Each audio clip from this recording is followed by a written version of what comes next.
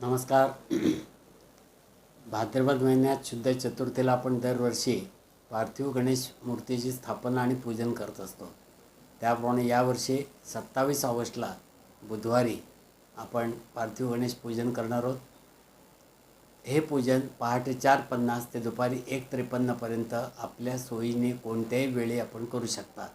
त्यासाठी विशिष्ट मुहूर्ताची आवश्यकता नाही किंवा विष्टीकरण, भद्रा, इतर कुयोग, राहुकाल हे तिथं कोणताही त्याचा विचार करण्याची आवश्यकता नाही.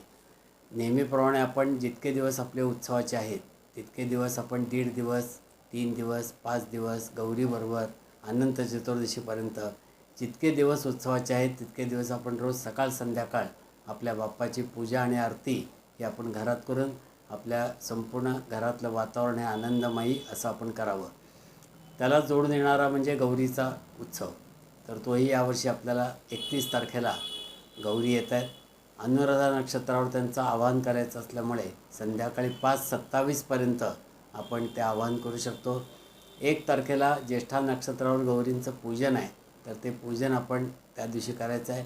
आणि 2 तारखेला मूळ नक्षत्रावर विसर्जन असल्यामुळे सूर्योदयापासून रात्री 9:51पर्यंत आपण आपल्या सोयीने त्या गौरींचं विसर्जन करायचं आहे.